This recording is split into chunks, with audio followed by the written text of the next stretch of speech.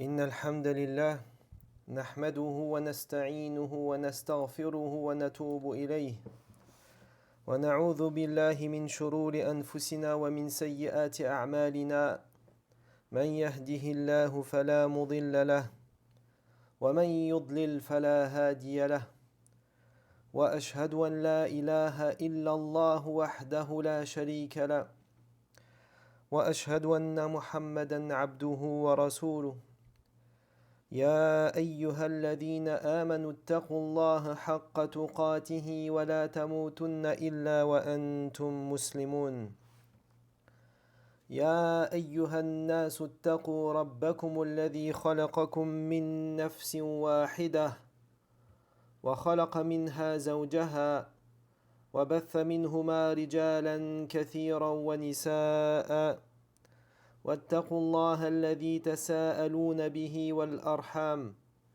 إن الله كان عليكم رقيبا يا أيها الذين آمنوا اتقوا الله وقولوا قولا سديدا يصلح لكم أعمالكم ويغفر لكم ذنوبكم ومن يطع الله ورسوله فقد فاز فوزا عظيما أما بعد فإن أصدق الحديث كتاب الله وخير الهدي هدي محمد صلى الله عليه وسلم وشر الأمور محدثاتها وكل محدثة بدعة وكل بدعة ضلالة وكل ضلالة في النار أما بعد.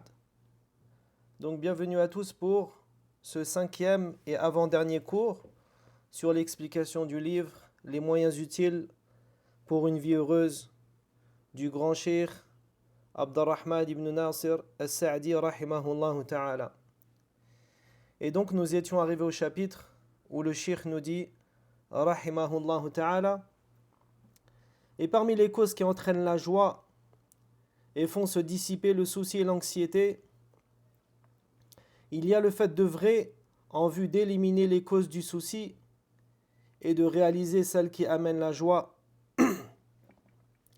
Et ceci en oubliant les désagréments passés sur lesquels on ne peut revenir et en sachant que vu l'impossibilité d'y changer quoi que ce soit, il est futile d'occuper sa pensée par ces désagréments et c'est même stupide et irraisonné. Et que le serviteur s'efforce donc d'éloigner son cœur de telles pensées et qu'il ne s'inquiète pas non plus quant à ceux qui pourraient s'imaginer de peur, de pauvreté ou autres désagréments pouvant l'atteindre dans sa vie future. Et qu'il sache que les affaires futures sont inconnues, tout comme ce qu'elles contiendront de bien, de mal, d'espoir et de douleur.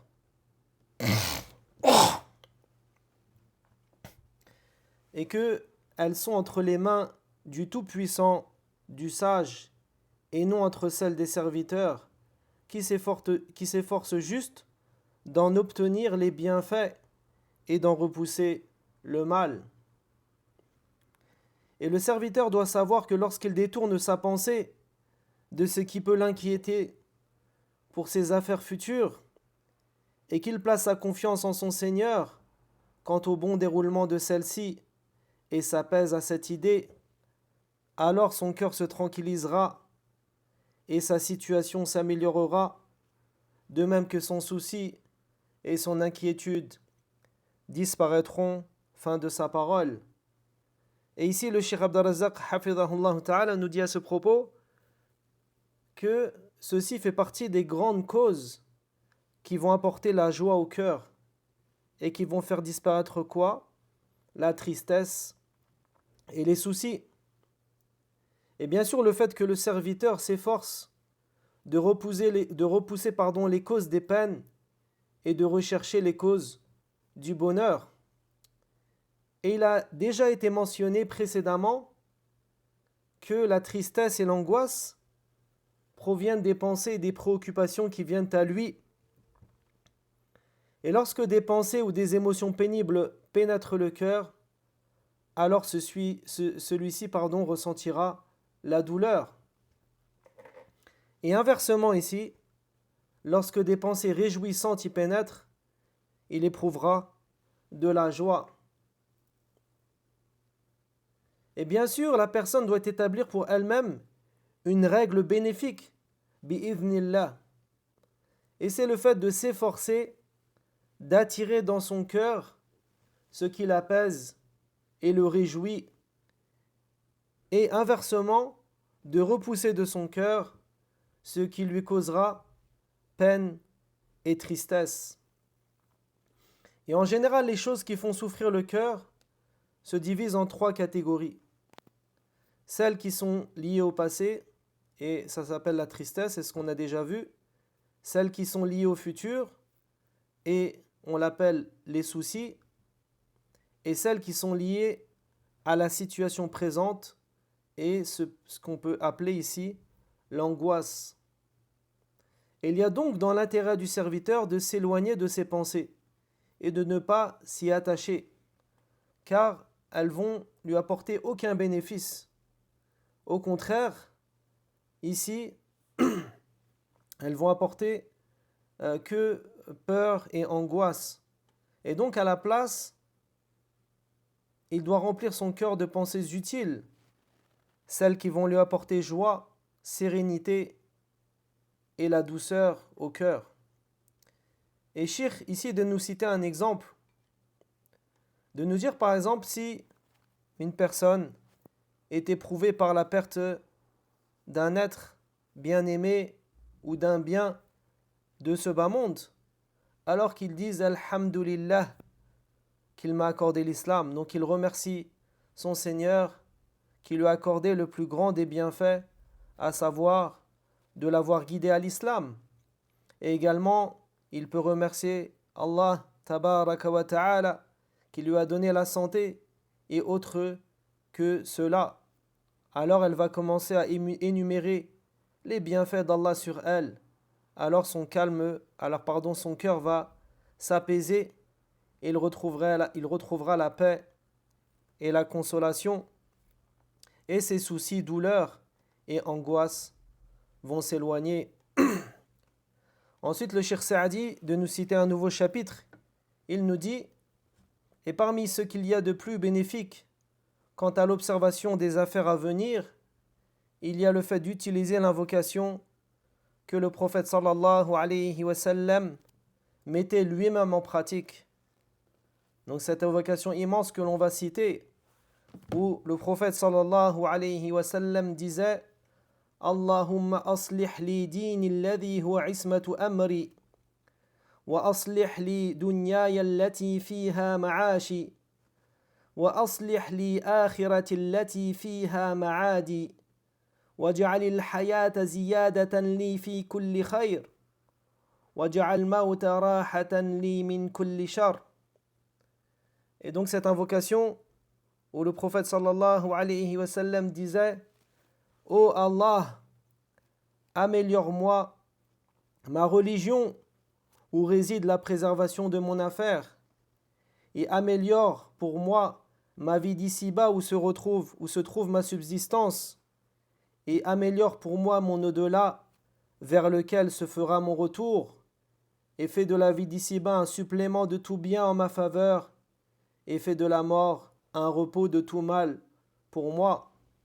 Et le Cheikh Abd al-Razzaq, hafidhahullah ta'ala, ici nous dit en commentaire que cette invocation que j'ai citée, c'est une invocation qui est immense, qui est grandiose. Elle est rapportée dans l'authentique de Muslim. Et elle fait partie des invocations les plus bénéfiques et les plus complètes. Pourquoi ? Car elles vont englober le bien de ce bas monde et de l'au-delà. Et mon frère et ma sœur ici réfléchissent et méditent sur ce qu'elle contient comme sens, c'est-à-dire la demande de l'amélioration, de la réforme, à 3 reprises.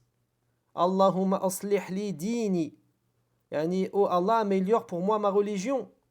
Wa aslih li dunyai, et oh Allah, améliore pour moi ma vie d'ici-bas. Wa aslih li akhirati, et améliore pour moi ma vie dans l'au-delà. Et donc il incombe aux musulmans de s'attacher fermement à cette invocation, dans le fait de la répéter souvent, en ayant ici la certitude qu'il ne pourra rien améliorer ou rien corriger, que ce soit dans sa religion, dans sa vie d'ici-bas, dans son au-delà, sauf si Allah tabaraka wa ta'ala lui accorde. Et en effet, toute amélioration ou toute réforme de l'état du serviteur ne dépendent que d'Allah tabaraka wa ta'ala. Et rien ne peut être réformé sauf si Allah le réforme. Et c'est pourquoi le croyant doit implorer Allah avec insistance à travers cette noble invocation qu'on a citée. Ô Allah, améliore ma religion où réside la préservation de mon affaire et améliore pour moi ma vie d'ici-bas où se trouve ma subsistance et améliore pour moi mon au-delà vers lequel se fera mon retour et fais de la vie d'ici-bas un supplément de tout bien en ma faveur et fais de la mort un repos de tout mal pour moi. Et celui qui répétera souvent cette invocation, bi'idhnillah, il verra des effets sur lui-même, que ce soit dans ses affaires religieuses ou dans ses affaires mondaines. Car cette invocation ici, elle exprime une pleine soumission à Allah et un retour sincère vers lui et une demande à Allah qu'il réforme pour son serviteur sa religion, sa vie d'ici-bas et également son au-delà. Et s'il persévère et la répète souvent, il verra les résultats et ses affaires religieuses et mondaines vont s'améliorer, car cela bien sûr est entre les mains d'Allah. Et lorsque la personne ici fait preuve de sincérité et multiplie cette invocation avec insistance, Allahu tabaraka wa ta'ala lui donnera ce qu'il demande et réalisera ce qu'il espérait. Et ensuite le Cheikh Saadi de nous donner ici, ou plutôt la continuité du chapitre qui précède ici, il nous dit qu'il en est de même de sa parole, c'est-à-dire il va ici citer une deuxième invocation. Donc il nous dit Allahumma rahmataka arju fala takilni ila nafsi tarfata ayn wa aslih li sha'ni kullah la ilaha illa ant.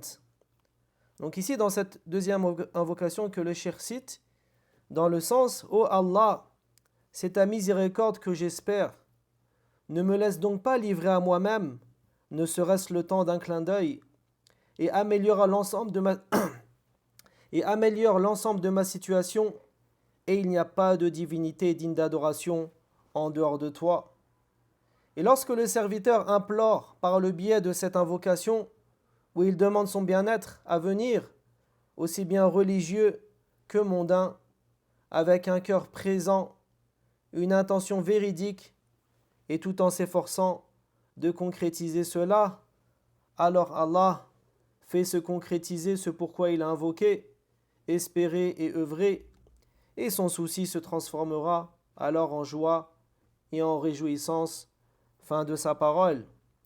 Et le Cheikh Abdurrazzaq al-Badr, hafidahullah ta'ala, donc il nous dit ici que cette invocation que j'ai citée, elle est rapportée dans Sunan de Abu Daoud, d'après le hadith de Abu Bakr, radiallahu anhu, que le prophète sallallahu alayhi wa sallam a dit les invocations de celui qui est dans la détresse, puis il cita cette invocation Allahumma rahmataka arju fala takilni ila nafsi tarfata ayn wa aslih li sha'ni kulla la ilaha illa ant. Donc ici il nous dit ô Allah, c'est ta miséricorde que j'espère. Ne me laisse donc pas livrer à moi-même, ne serait-ce le temps d'un clin d'œil, et améliore l'ensemble de ma situation. Et il n'est point de divinité digne d'adoration que toi. Et si on observe cette invocation, elle est fondée sur la soumission totale et le sentiment de dépendance absolue envers Allah. C'est-à-dire quand on dit ici « Ne me laisse donc pas livrer à moi-même, ne serait-ce le temps d'un clin d'œil », c'est-à-dire je suis certes dans le besoin de toi. Et ici, on va trouver des personnes qui vont rajouter certaines choses à cette invocation, comme le fait de dire par exemple ni moins que cela après, ne serait-ce qu'un clin d'œil, ni moins que cela. Et bien sûr, cela est une erreur, car ce qui est mentionné dans le hadith ici, tarfat ayn, ici, fala takilni ila nafsi tarfat ayn. Ici, il est mentionné tarfat ayn, yani ce qu'on peut traduire par un clin d'œil. Et c'est déjà le degré le plus petit. Et comme on le sait, le prophète sallallahu alayhi wa sallam, il lui a été donné ce qu'on appelle jawami al-kalim.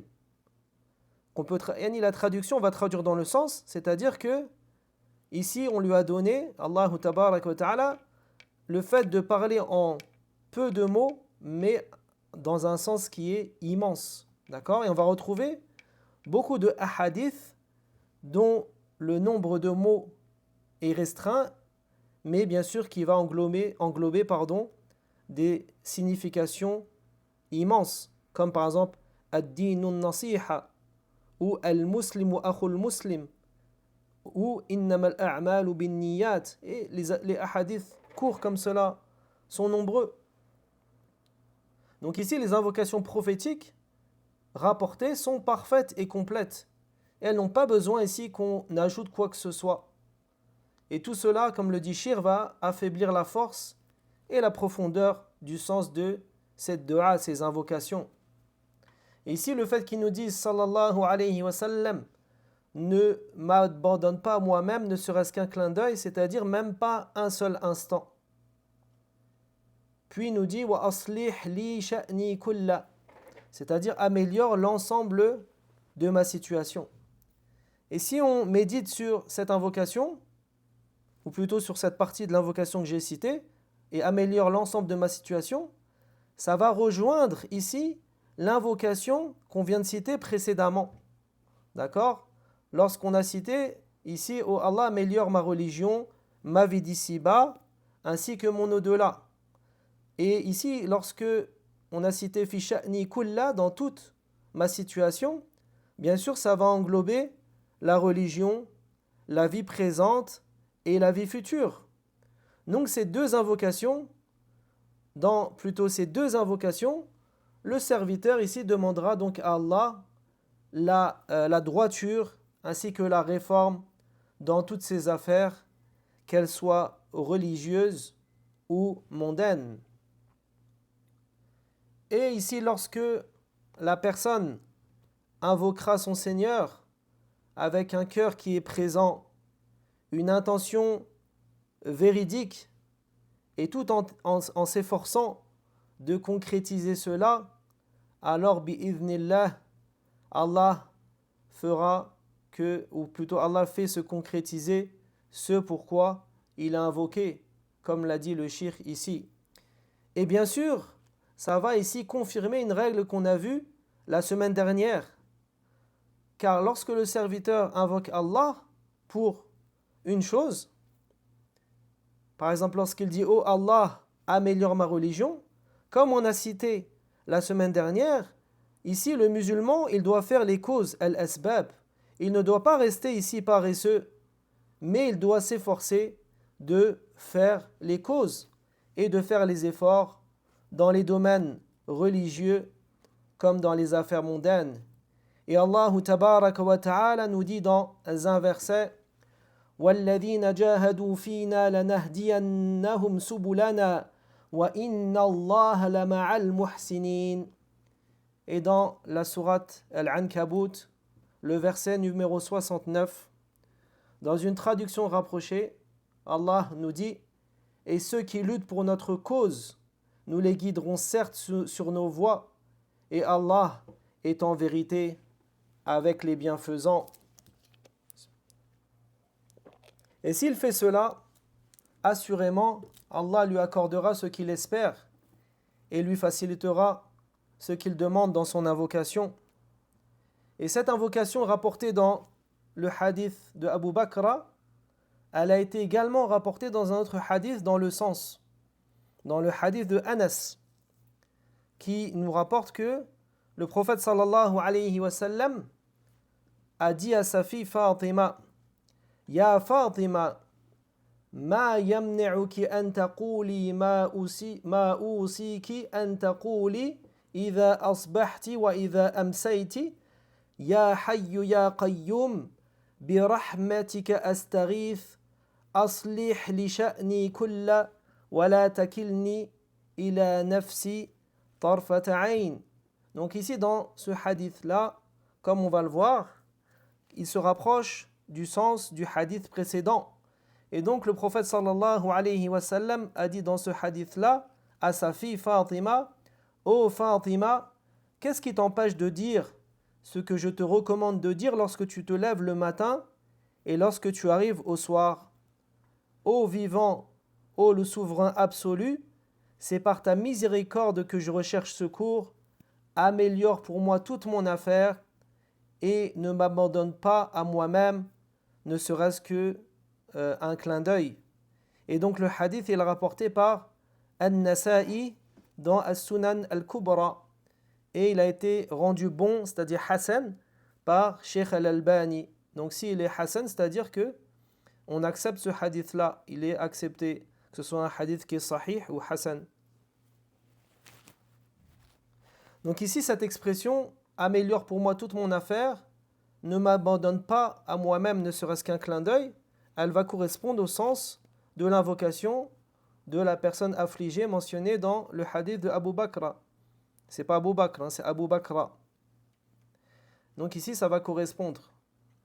Et on en déduit du hadith d'Anas ici, que je viens de citer, la recommandation du prophète sallallahu alayhi wa sallam à sa fille Fatima, que parmi les invocations quotidiennes auxquelles le musulman doit être assidu, donc le matin et le soir. Pourquoi?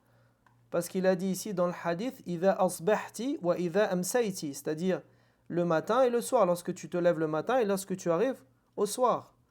Donc ici, ça fait partie des invocations quotidiennes que le musulman doit préserver. Et il y a dans cela, bien sûr, le fait de demander à Allah d'améliorer toute son affaire et de ne pas le laisser livrer à lui-même, ne serait-ce qu'un instant court. Et cette invocation, en réalité, c'est quoi? C'est un acte de soumission. Et c'est le fait de s'en remettre totalement à Allah, tabaraka wa ta'ala.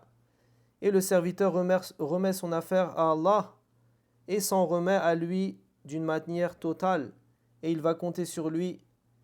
Et il annonce son besoin d'Allah sans jamais pouvoir se passer de son Seigneur, même un instant. Et il demande à son Seigneur ici d'améliorer toute sa situation. Et ainsi, chaque jour qui passe, lorsque le serviteur se lève le matin, il remet son affaire à Allah chaque jour et il affirme son besoin de lui et lui demande également l'amélioration de toute sa situation. Et avec ici le renouvellement des jours, ce renouvellement de la remise à Allah et de cette demande, sans aucun doute ici, ses affaires vont s'améliorer et sa situation deviendra meilleure et les portes du bien s'ouvriront devant lui et les choses lui deviennent faciles d'une manière à laquelle il ne s'est même pas imaginé et il ne s'attendait même pas. Et bien sûr, la grâce est dans les mains d'Allah et il l'accorde à qui il veut. Et ensuite, le chapitre suivant, où le Cheikh Saadi rahimahullah ta'ala nous dit ici, et parmi les causes les plus bénéfiques pour dissiper l'inquiétude et les soucis, lorsque le serviteur est atteint par une calamité quelconque, c'est qu'il s'efforce de les alléger. Comment? En envisageant le pire des scénarios concernant ce à quoi aurait pu aboutir son affaire et de s'y préparer. Et après avoir fait cela, elle doit s'efforcer d'alléger tout ce qui peut être allégé autant que possible. Et à travers cette préparation et cet effort bénéfique, ses soucis et ses angoisses se dissiperont et que les efforts déployés par le serviteur le soient donc en vue de lui procurer les avantages et de repousser les préjudices. Et s'il est atteint par ce qui cause la peur, les maladies ou encore la pauvreté, et que rien de ce qu'il aime ne lui parvient, alors qu'il accueille cela avec tranquillité et qu'il contienne son âme dans cette situation, ou même au pire de ce qu'elle peut supporter.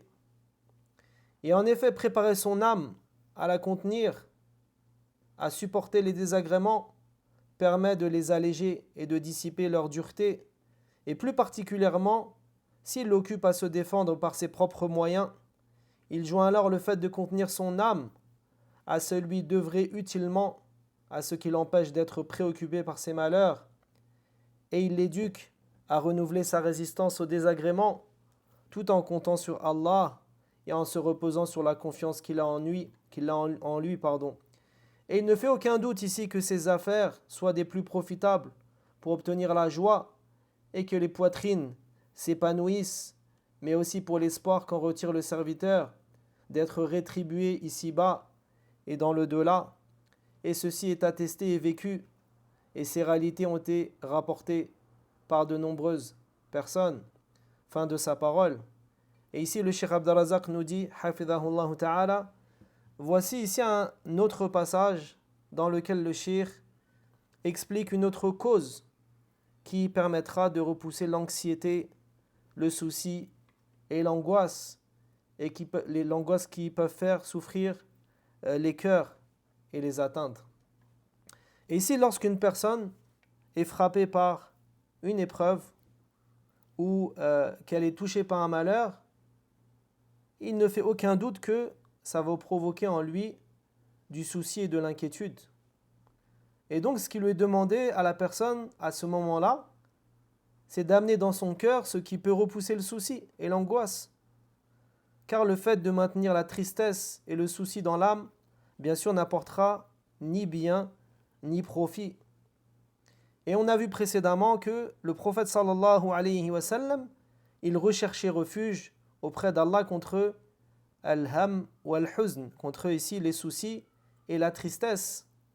Et donc si une personne est éprouvée par un malheur, si son cœur en souffre et est attristé, alors elle doit faire entrer dans son cœur des éléments qui repoussent ses soucis et chassent cette angoisse. Et c'est pour ça que le cheikh nous dit ici, lorsque le serviteur est atteint par une calamité quelconque, c'est qu'il s'efforce de les alléger. Comment ? En envisageant le pire des scénarios, concernant ce à quoi il aurait pu aboutir son affaire. Et donc, Cheikh ici, Cheikh Abd al-Razak, il nous cite un exemple afin d'éclaircir la parole du Cheikh. Il nous dit par exemple, on imagine qu'une personne, elle a un accident de voiture. Et donc, elle va souffrir et elle ressentira après cela, dans son cœur, anxiété et tristesse à cause de ce qui s'est produit. Mais par contre, si dans cette situation, elle va envisager, comme il a dit le cheikh, la pire des probabilités, elle dira Alhamdulillah. D'accord ? Donc malgré qu'elle a été touchée par un accident, elle va remercier son Seigneur. Pourquoi ? Parce qu'elle va envisager ici la pire des probabilités. Bien sûr, dans des accidents, certaines personnes meurent, ou d'autres subissent des fractures, ou qu'Allah nous en préserve, deviennent paralysées, tandis que cette personne-là, par exemple, elle est saine et sauve. Et donc c'est pourquoi certaines personnes disent, dans ce genre de situation-là ici, que ce soit la voiture et non la personne, alhamdulillah, que c'est uniquement quelque chose qui est matériel. Et c'est exactement le sens que le cheikh ici a voulu transmettre, c'est-à-dire lorsqu'il a dit ici en envisageant le pire des scénarios, des scénarios. Wallahu a'lam. Ainsi, lorsque la personne envisage le pire des scénarios possibles, des scénarios, elle se rend compte que ici la situation qui lui est arrivée dans cet accident par exemple, elle sera plus légère que les autres, mais qu'un mal plus grand ou une épreuve plus grave ont été repoussées d'elle par rapport à ce qu'elle a effectivement subi.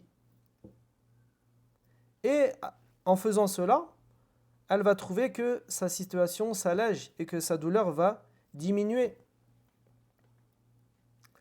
Et après avoir fait cela, elle doit s'efforcer d'alléger tout ce qui peut être allégé, autant que possible, à travers cette préparation et également cet effort bénéfique. Ses soucis et ses angoisses vont se dissiper. Donc ici, Cheikh nous vient avec ici deux choses.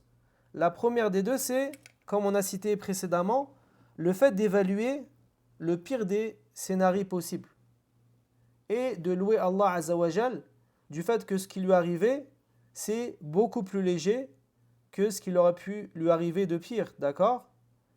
Et le shir de citer ici un exemple que les awam ils disent, les gens de la masse, il nous dit que c'est une belle expression que les gens utilisent, et bien sûr ça concerne ceux qui sont touchés par des épreuves. Cheikh il nous dit que certains gens de la masse ils disent ce qu'Allah a repoussé de toi, il était plus grave que ce qui t'est arrivé. Donc ici, c'est-à-dire qu'un mal plus grand que cela t'a été épargné. C'est-à-dire que la chose que tu as subie, elle est beaucoup plus légère que ce que tu aurais pu subir, comme on a cité dans l'accident. Donc ce qu'Allah a repoussé de toi était plus grave que ce qui t'est arrivé. Et lorsque ici la personne avait envisagé le pire, la pire des choses ici, elle va bien sûr remercier son Seigneur Tabaraka wa Ta'ala du fait qu'elle aura pu que la situation qu'elle a vécue est une situation légère et facile par rapport à ce qu'elle aurait pu être. Et deuxième chose que Cheikh nous a cité, c'est le fait de fournir les efforts nécessaires pour repousser les préjudices qui se sont produits et pour attirer les bénéfices. Et de même, lorsque une personne est touchée par des causes de peur ou de maladie ou pauvreté, ou par exemple le fait de perdre un être cher, elle doit bien sûr évidemment accueillir toutes ces choses avec la tranquillité du cœur et en préparant son âme à les accepter, peu importe la situation. Et on sait très bien que les bienfaits ne durent pas éternellement et toutes les situations sont changeantes. Et ainsi, la personne doit préparer son âme à toute situation. Et bien sûr, elle doit savoir que cette demeure dans la vie d'ici-bas, c'est une demeure d'épreuve et que le serviteur est exposé à l'épreuve à tout moment. Et Allah Tabaraka wa Ta'ala nous dit dans ce verset-là وَنَبْلُوكُمْ بِالشَّرِّ وَالْخَيْرِ فِتْنَةً وَإِلَيْنَا تُرْجَعُونَ. Et ici dans la sourate Al-Anbiya, le verset numéro 35, dans une traduction rapprochée, Allah Tabaraka wa Ta'ala nous dit « Nous vous éprouverons par le mal et par le bien à titre d'épreuve, et c'est à nous que vous serez ramenés. » Et donc la personne doit préparer son âme à affronter l'épreuve, qu'il s'agisse de perdre quelque chose qu'elle aime ou de subir ce qu'elle redoute ou autre que cela. Et elle va préparer son âme, puis accueillir ce qui l'atteint avec un cœur tranquille et une âme qui sera satisfaite du décret d'Allah, tout en ayant la certitude que ce qui l'a touché ne pouvait la manquer et que ce qui l'a manqué ne pouvait la toucher. Et bien sûr ça fait partie du qadar, c'est la croyance dans le destin. Et Allah Tabaraka wa Ta'ala nous dit dans ce verset ici Ma asaba min musibatin illa bi idhnillah wa man yu'min billahi yahdi qalbah. Et donc dans la sourate At-Taghabun, dans le verset numéro 11, dans une traduction rapprochée, nul malheur n'atteint l'homme que par la permission d'Allah, et quiconque croit en Allah, alors il guide son cœur. Fin de la parole de Cheikh. Puis le chapitre où le Cheikh Saadi rahimahullah ta'ala nous dit ici, et parmi les plus grands remèdes aux maladies cardiaques et neurologiques, voire même aux maladies physiques, il y a la force du cœur et le fait de ne pas le perturber ni l'irriter parce que les mauvaises pensées provoquent d'illusions et autres choses que l'on peut s'imaginer. Et la colère et la confusion font partie des causes qui provoquent la douleur.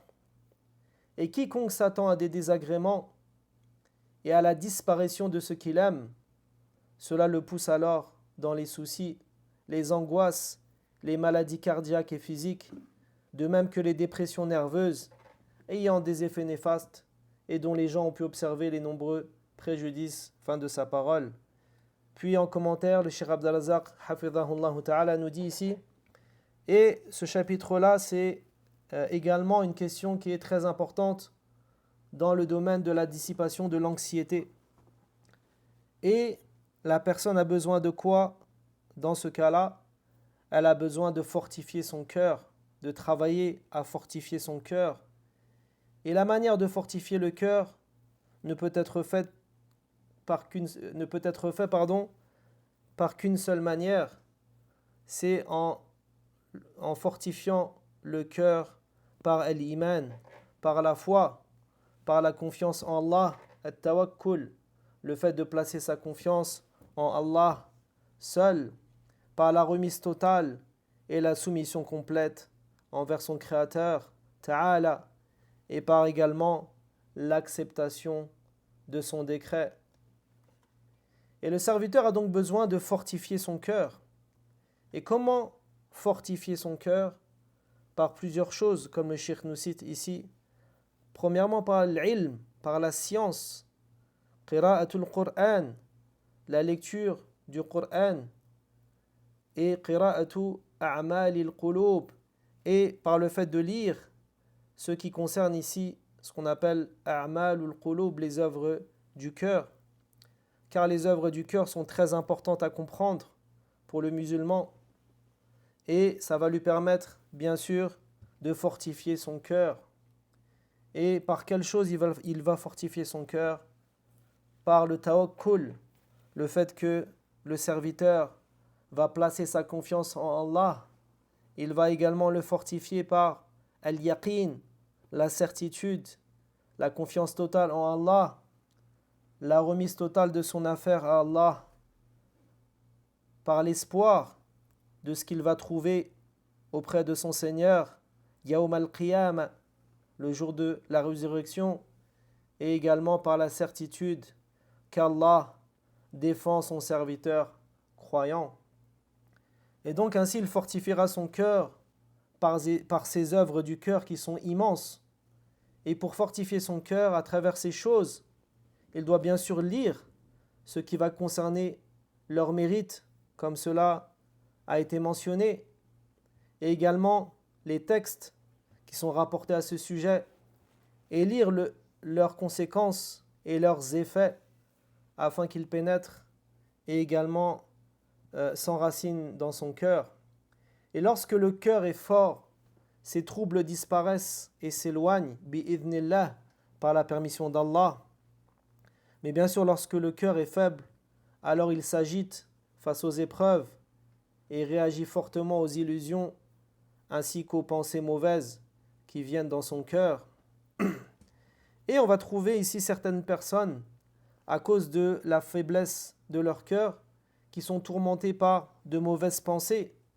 Elles peuvent même être empêchées de dormir ou de se reposer uniquement à cause de ces pensées négatives qui sont entrées dans leur cœur ou d'imagination sur lesquelles elles construisent des suppositions.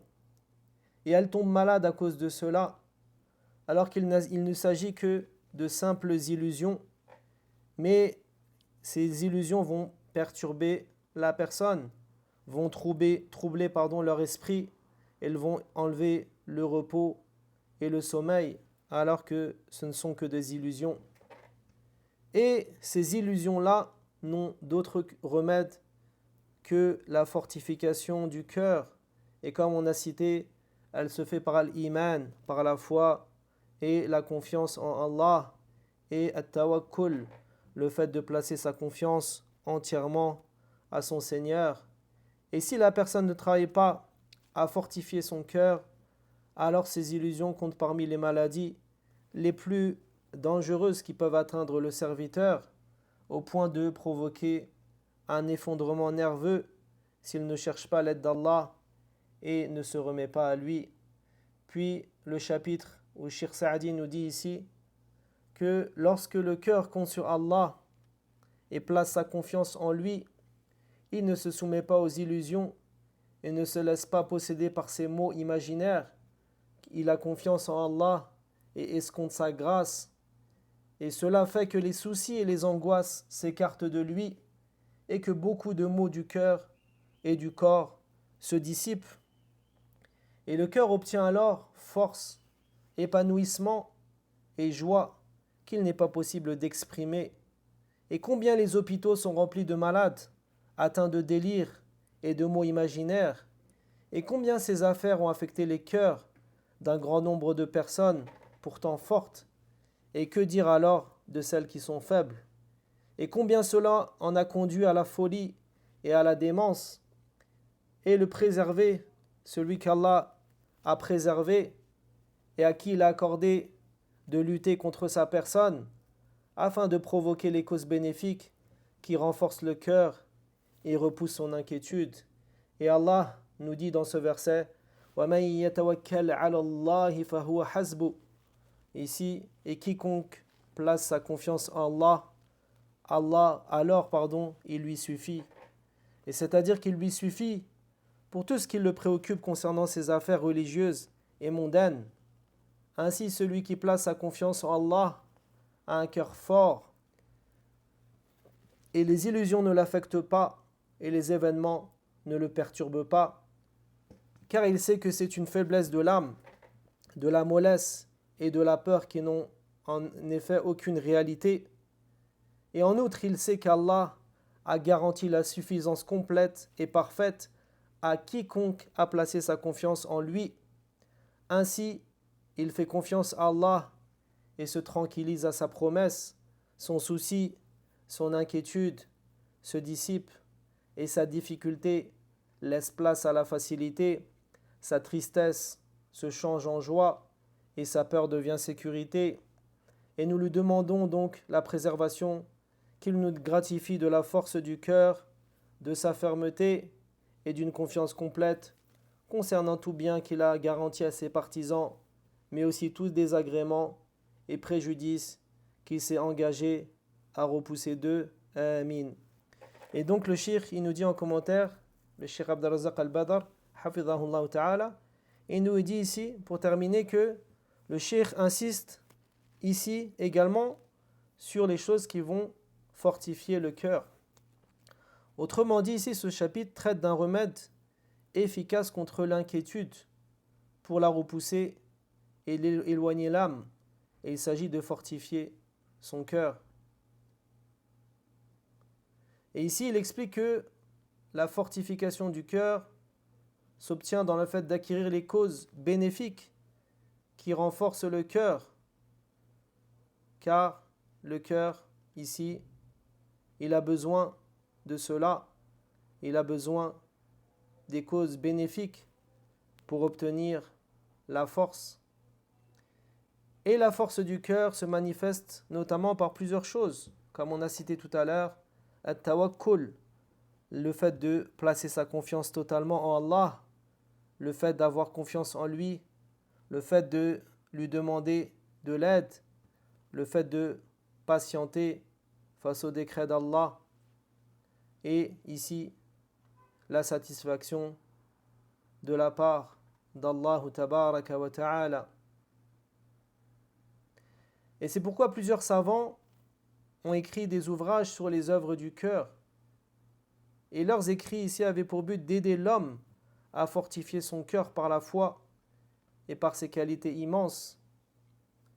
Et quand le cœur se repose sur Allah et place sa confiance en lui et s'appuie sur lui, et quand la force de la foi est obtenue, alors il ne se soumet pas aux illusions, ni ne se laisse dominer par les mauvaises imaginations qui ont causé du tort à beaucoup de gens, comme le cheikh nous a cité. Et le cheikh de dire ici combien les hôpitaux sont remplis de malades qui sont atteints de délire et de mots imaginaires. Et la cause de cela n'est autre que al-wahm, l'illusion, c'est-à-dire une maladie qui entraîne de nombreuses maladies, et elle n'a pas d'autre remède que le fait de fortifier son cœur. Et le cheikh ici donne un exemple parmi les œuvres du cœur, a'malul qulub, c'est at-tawakkul.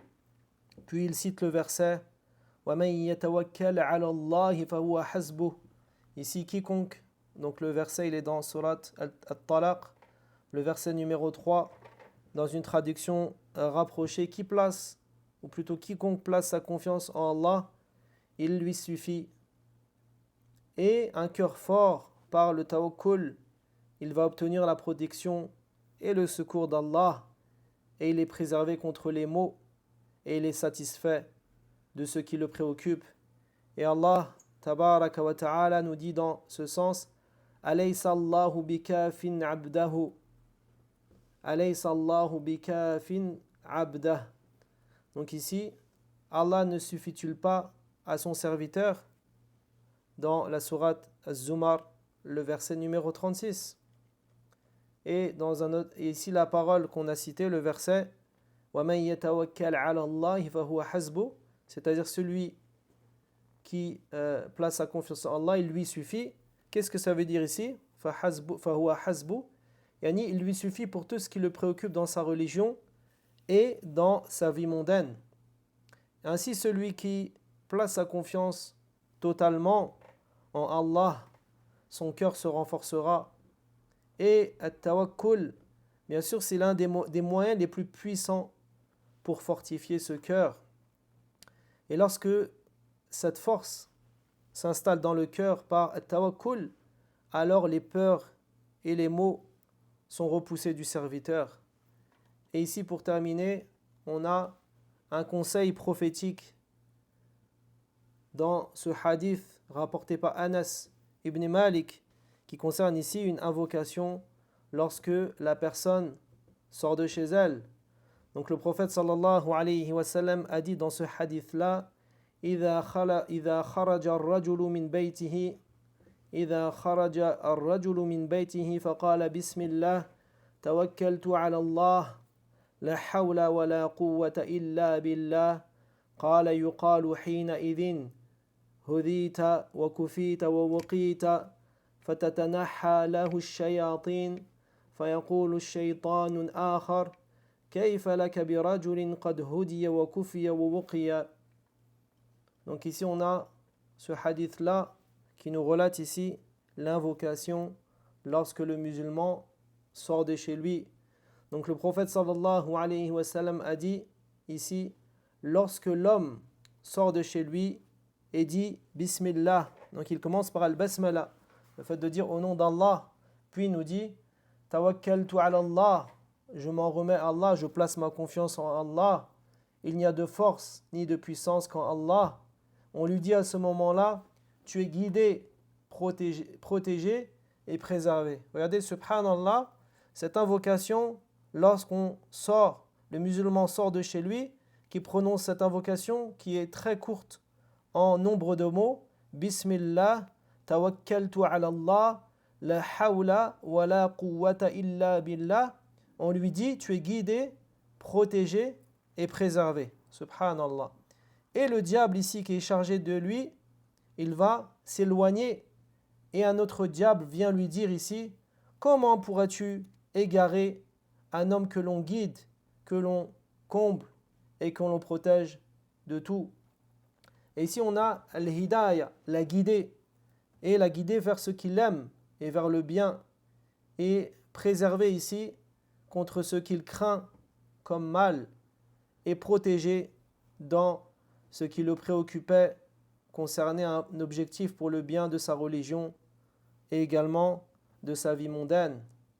Et ainsi le tawakkul, c'est une force pour le cœur. Et lorsque cette force s'installe dans le cœur, les maladies de l'esprit disparaissent et les illusions ainsi que les peurs et autres que cela vont également disparaître. Et lorsqu'une peur vient troubler le cœur d'une personne, ici, qui a placé sa confiance en Allah, elle dit ici قُلْ لَنْ يُصِيبَنَا إِلَّا مَا كَتَبَ اللَّهُ لَنَا. Donc ici le verset dans Surat At-Tawbah, le verset numéro 5, rien ne nous atteindra excepté ce qu'Allah a prescrit pour nous. Wallahu ta'ala a'lam. Subhanaka Allahumma wa bihamdika ashhadu an la ilaha illa ant astaghfiruka wa atubu ilayk. Wa sallallahu ala nabiyyina Muhammad wa ala alihi wa sahbihi ajma'in.